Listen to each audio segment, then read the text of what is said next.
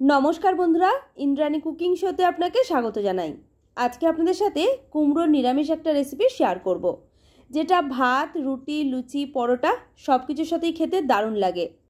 निरामिष এই রান্নাটা করার জন্য আমি 3টে আলু নিয়েছি। আলুর খোসাটা ছাড়িয়ে নিয়ে ছোট ছোট টুকরো করে কেটে রাখলাম। আর লাগছে আমার 500 গ্রাম কাঁচা কুমড়ো। এই কুমড়োটা খুব ছোট ছিল আর খুব নরম, তাই খোসাটা না ছাড়িয়ে ছোট ছোট করে কেটে নিলাম। দেখুন ঠিক এই রকম সাইজ করে আমি পুরো কুমড়োটাকে কেটে নিয়েছি।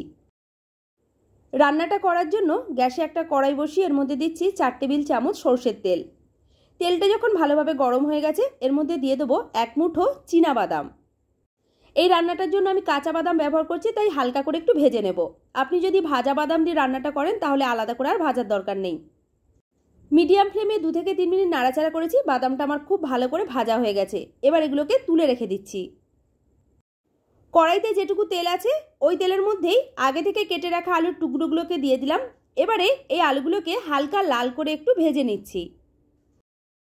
যে কোনো তরকারির সবজিগুলো ভেজে যদি রান্না করা হয় তাহলে তরকারির স্বাদ কিন্তু অনেকটা ভালো আসে। আলুগুলোকে আমি এইরকম হালকা লালচে করে ভেজে নিয়েছি। এবার এগুলোকেও তুলে নিলাম। এই রান্নাটার জন্য কুমড়োটা আমি আলাদা করে আর ভাজবো না, শুধু আলুটাকে একটু ভেজে নিলাম। আপনি চাইলে কুমড়োটাকেও হালকা করে ভেজে নিতে পারেন। এবারে বাদবাকি তেলটার মধ্যে দিলাম 1/2 চা চামচ 5 ফোড়ন, দিলাম 2টো তেজপাতা আর দিচ্ছি 3টে কোচানো কাঁচা লঙ্কা। মিডিয়াম টু লো ফ্লেমে ফোড়নটাকে এবার একসাথে খুব ভালো করে ভেজে নিচ্ছি। ফোড়নে এই সময় যদি শুকনো লঙ্কার বদলে কাঁচা লঙ্কা এইভাবে ফোড়ন দেওয়া হয় তাহলে কিন্তু বেশ সুন্দর একটা গন্ধ বেরোবে, এতে তরকারির স্বাদটাও ভালো আসবে। ফোড়নটাকে আমি 20 থেকে 25 সেকেন্ড ভেজে নিয়েছি। এবার এর মধ্যে দিয়ে দিলাম 1/2 চা চামচ হিং। এইভাবে ফোড়নটা ভেজে নেওয়ার পর তবেই কিন্তু হিংটা দেবেন, তা না হলে হিংটা বেশি হয়ে পুড়ে যেতে পারে। এবার এর মধ্যে দিয়ে দিলাম আগে থেকে কেটে রাখা কুমড়ো।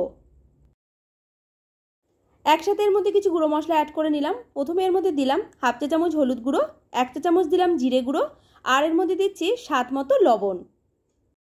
সমস্ত মশলার সাথে কুমড়োটাকে এবার খুব ভালো করে একটু কষিয়ে নিতে হবে। আর গ্যাসের ফ্লেমটা এই সময় মিডিয়ামে রাখতে হবে, তা না হলে মশলাগুলো পুড়ে যেতে পারে।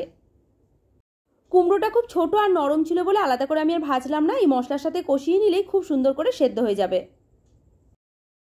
2-3 মিনিট মিডিয়াম আছে কুমড়োটাকে আমি ভালো করে মশলার সাথে কষিয়ে নিয়েছি। এবার এর মধ্যে দিয়ে দিলাম আগে থেকে ভেজে রাখা আলু। এই রান্নাটাতে আমি একদম জলের ব্যবহার করছি না। আপনি যদি মনে করেন অল্প জল দিয়েও সবজিগুলোকে সেদ্ধ করতে পারেন। সব কিছু একসাথে খুব ভালো করে নাড়িয়ে চাড়িয়ে মিশিয়ে নিয়েছি। এবারে গ্যাসের ফ্লেমটা একদম লোতে করে দিলাম। তারপরে ঢেকে তরকারিটাকে আমি রান্না করে নেবো 10 মিনিটের জন্য, যাতে সবজিগুলো খুব ভালো করে সেদ্ধ হয়ে যায়। 10 মিনিট হয়ে যাওয়ার পর ঢাকনাটা খুলে নিয়েছি। মধ্যিখানে ঢাকনা খুলে আমি একবার নাড়িয়ে দিয়েছিলাম যাতে তরকারিটা কোনোভাবে পুড়ে না যায়। এরপর এর মধ্যে দিয়ে দিলাম আগে থেকে ভেজে রাখা বাদাম, 1/2 চা চামচ দিচ্ছি চিনি। যে কোনো নিরামিষ তরকারিতে একটু মিষ্টি দিলে খেতে ভালো লাগে। এছাড়া রুটি লুচি পরোটার সাথে খাওয়ার জন্য একটু মিষ্টির সাথে তরকারিটা খেতে ভালো লাগে। আর এর মধ্যে দিয়ে দিলাম 2টো চিড়ে রাখা কাঁচা লঙ্কা। কুমড়ো আলুর এই নিরামিষ তরকারিটা খেতে এতটাই টেস্টি হয়, আমিষ নিরামিষ যে কোনো দিন বানাতে পারেন। ভাত রুটি লুচি পরোটা সব কিছুর সাথেই খাওয়া যাবে। চিনিটা দেওয়ার পর আরও 1 মিনিট মতো আমি নাড়াচাড়া করে নিয়েছি। নিরামিষ কুমড়ো আলুর তরকারি আমাদের তৈরি হয়ে গেল। গ্যাসের ফ্লেমটা বন্ধ করে আমি আজকে এই কুমড়ো আলুর তরকারিটা লুচির সাথে পরিবেশন করব। আজকের রেসিপি ভালো লাগলে লাইক শেয়ার কমেন্ট করে জানাবেন। আমার চ্যানেলে নতুন বন্ধু হয়ে থাকলে চ্যানেলটিকে সাবস্ক্রাইব করে পাশে থাকা বেল আইকনটা প্রেস করে রাখবেন। পুরো ভিডিওটা দেখার জন্য আপনাকে অসংখ্য ধন্যবাদ।